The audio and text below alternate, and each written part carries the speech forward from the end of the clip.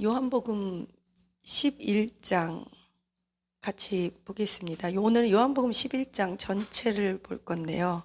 특별히 본문을 읽지 않고 설명해 가면서 같이 살펴보도록 하겠습니다.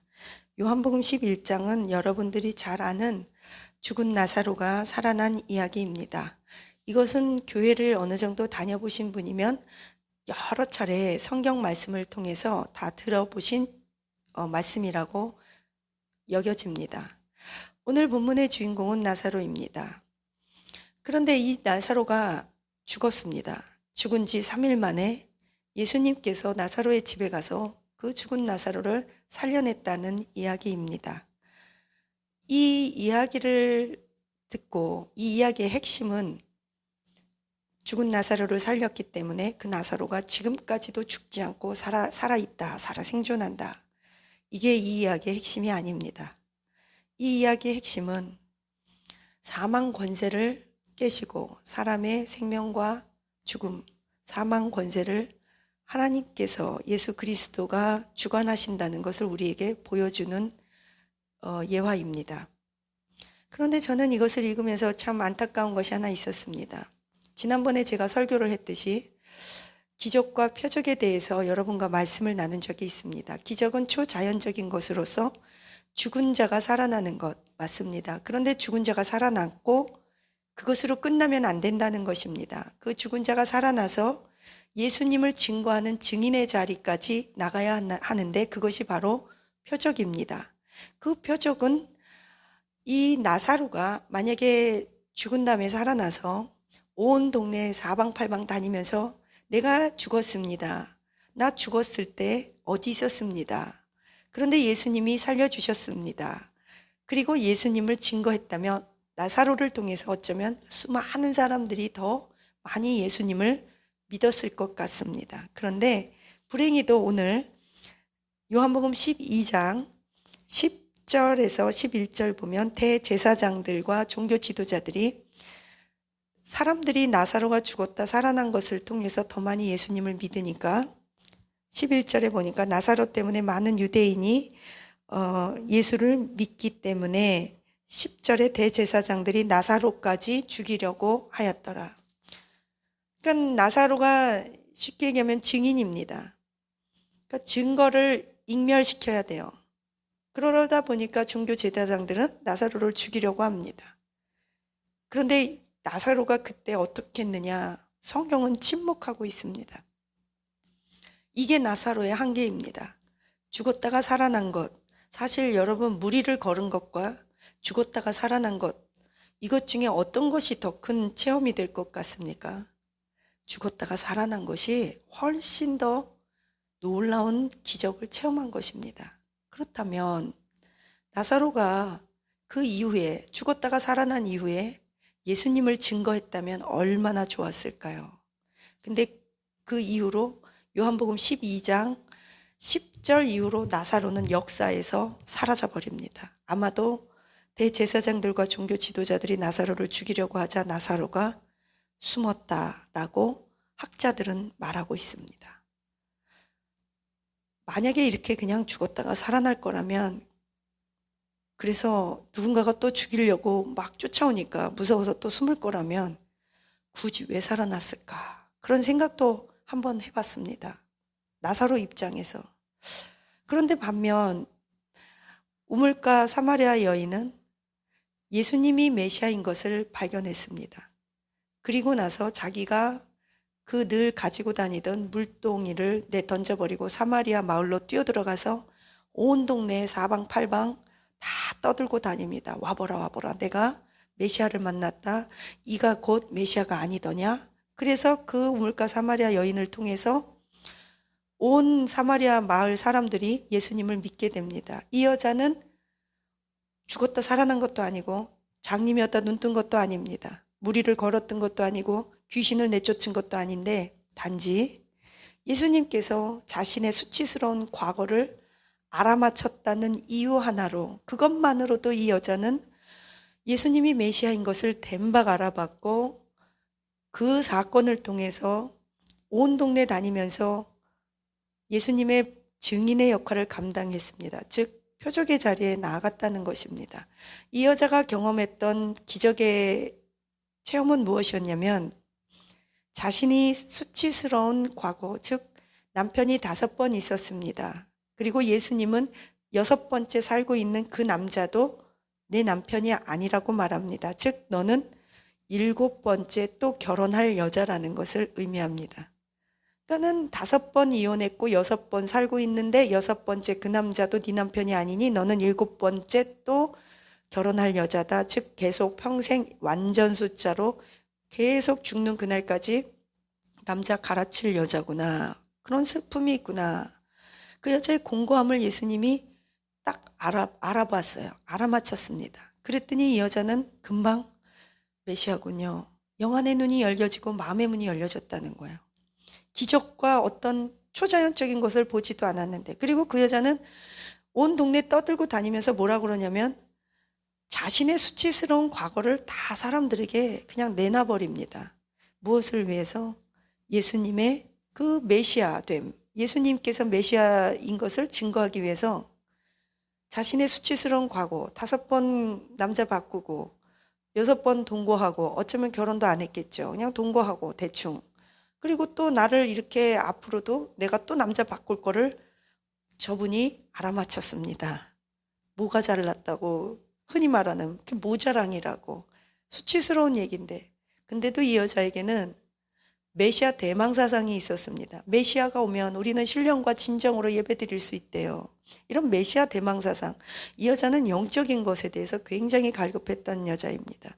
그래서 금방 예수님을 알아보자마자 예수님께서 그에게 말씀해 주신 자신의 과거, 수치스러운 일들을 다 드러내고 표적의 자리, 증인의 자리에 자기가 입을 크게 벌려서 사람들에게, 그것도 한두 명이 아니고 5만 사람들에게 다 떠들고 다니면서 예수님을 증거하는 거예요.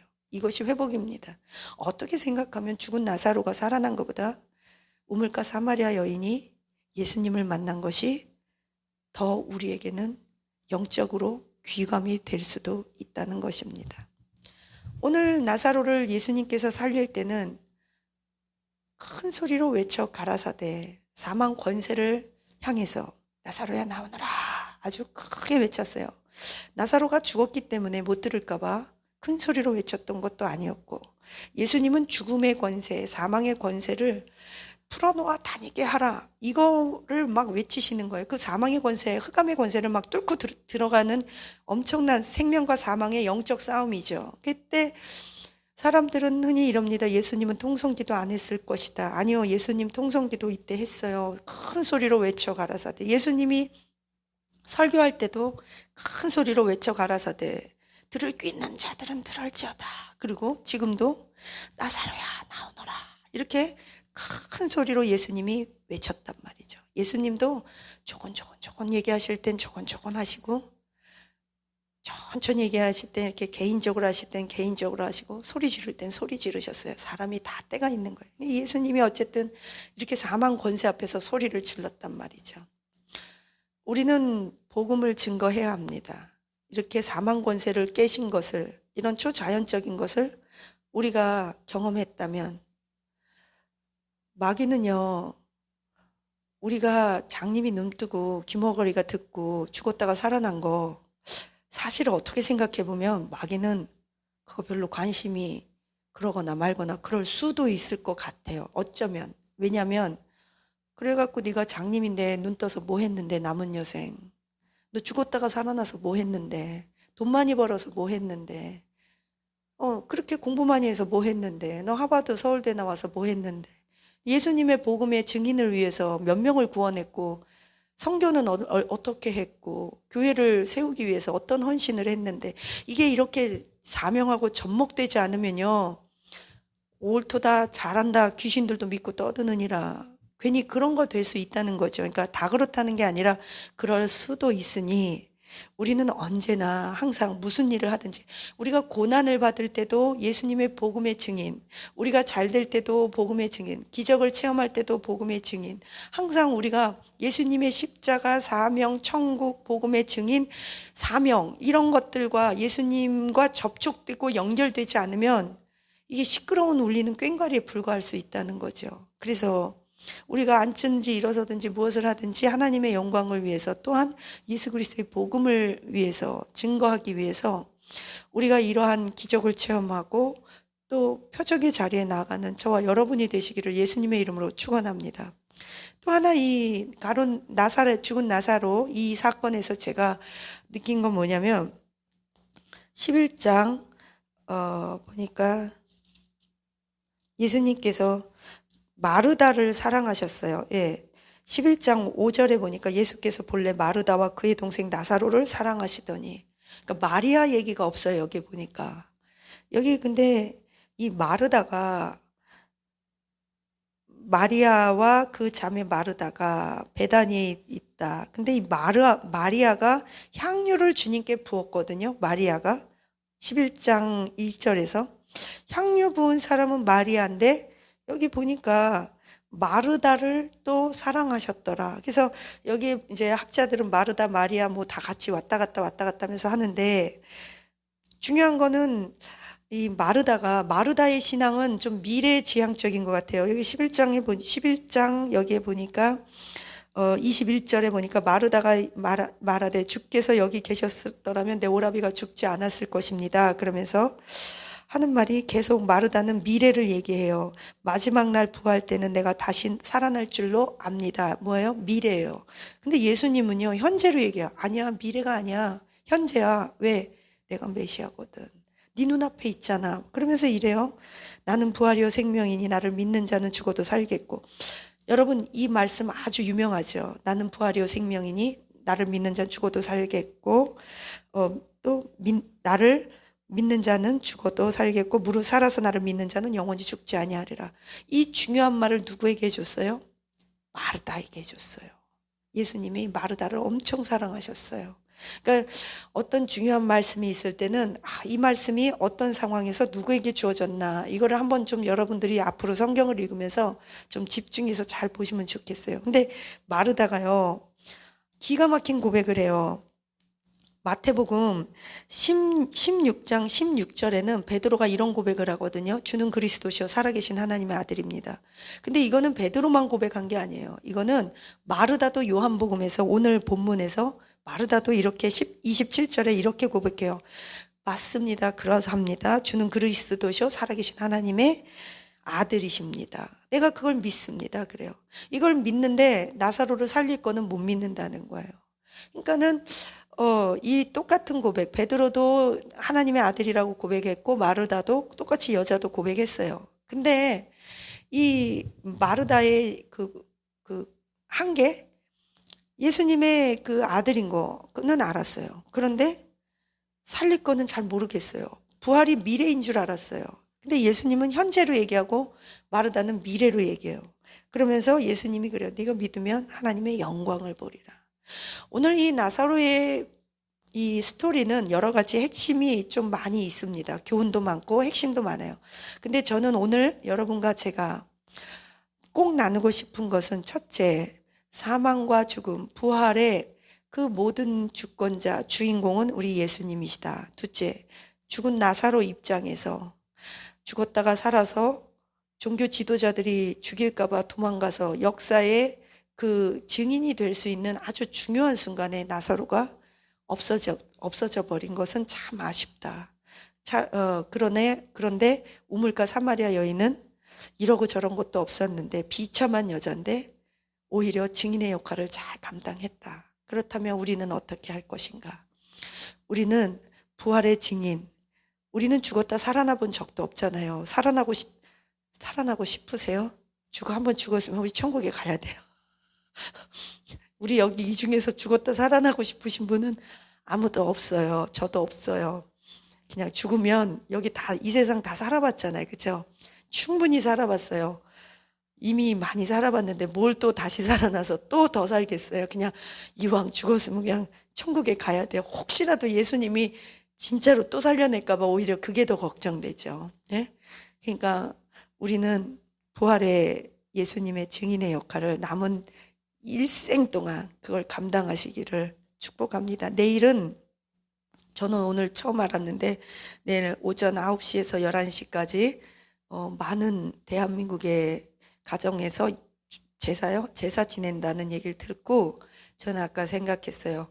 내일은 반드시 제가 9시에서 11시까지 요 성전에 머물면서 우리나라와 민족을 위해서 대표로, 제가 우리나라의 민족을 대표하는 사람은 아니겠지만 목사로서 하나님 앞에 9시에서 11시까지 저는 우리 교회에 머물면서 대표로 하나님 죄송해요.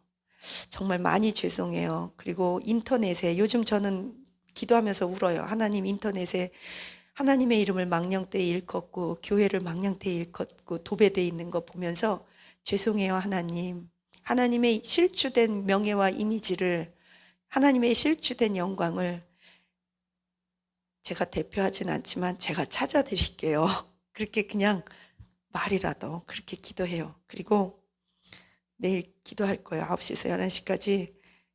하나님, 제가 우리나라와 민족을 대표하는 사람은 아니지만 이 한국에 파송된 선교사로서, 목사로서 그 시간에 남들 다 제사 지낼 때 기도하고 가족들하고 이렇게 가족들하고 먹고 영적으로 조금 풀어져 있고 제사 지낼 때 저는 영적으로 아주 단단하게 경각심을 가지고 우리 교회에서 저 혼자라도 대표로 회개 기도하고 하나님 앞에 예배 드려야겠어요. 기도해야겠어요. 저 그 생각 들었어요. 이제부터 제 숙제가 생겼어요. 저는 추석에 9시부터 11시는 저는 무조건 교회에서 이제 기도해야 되겠어요. 한국에 사는 날 동안에. 오늘 저와 여러분이 말씀 가지고 예수님의 증인, 또 기적에서 표적으로 삶과 죽음은 하나님이 결정하고 우리 예수님이 부활의 주인공이심을 찬양합니다. 우리 기도합시다. 하나님 감사합니다. 죽었다 살아난 게 문제가 아니라 그 살아난 그 경험을 통해 예수가 그리스도임을 증거하기를 원합니다. 하나님, 내일은 대한민국에서 추석이라고 9시에서 11시에 제사 지내는 시간이라고 합니다. 저는 처음 알았습니다. 하나님, 그 9시에서 11시 사이에 저는 기도하겠습니다. 주여, 무너진 우리의 예배의 단이 수축되게 하시고 실추된 하나님 아버지의 영광과 명예가 예수 그리스도 이름으로 저는 죄송합니다. 그것에 대해서 하나님, 우리 다시 하나님 영광 돌립니다. 하나님의 영광을 절대로 이방신에게 빼앗기지 않게 하옵소서. 그리고 교회의 영광이 하늘 끝까지 더 높게, 더 밝게, 더 영광스럽게 교회가 교회되도록 사수하겠습니다. 주여, 깨어있게 하옵소서. 이럴 때일수록 대한민국 거리거리에 부처님 오신 날이라고 등다는 그런 문화들이 파쇄되게 하옵소서. 추석에 제사 지내는 문화들이 파쇄되게 하옵소서. 점치고 손금 보고 따로 보고 굿하고 사주팔자 관상 보고 이름 짓고 철학원 장명, 하나님, 그러한 모습들, 문화들 예수 그리스도 이름으로 파쇄되게 하옵소서. 우리는 만군의 여호와 하나님만을 찬양하며 높입니다. 모든 종교와 영광과 찬양이 세세 무궁토록 여호와 하나님께 있음을 선포합니다. 모든 영광과 존귀와 찬양은 우리 주 예수님 어린 양 예수 그리스도께 있음을 우리는 선포합니다. 성령 아버지, 우리를 인도하여 주옵소서. 천성을 향해 가는 성도들아, 만약 누군가가 너희를 조롱하거든 그들에게 너희의 표적을 보여주고 증거를 보여주어라. 앞서가신 우리 군대 장관 예수님, 우리에게 할 말을 성령님이 가르쳐 주시니 예수님 따라 천성 향해 나가거라. 주여, 우리로 하여금 천성 갈 때까지 우리의 그 영광스러운 하나님 교회의 영광, 하나님의 영광, 그 영광에 우리가 생명 걸게 하옵소서. 감사하며 예수님 이름으로 기도합니다. 아멘.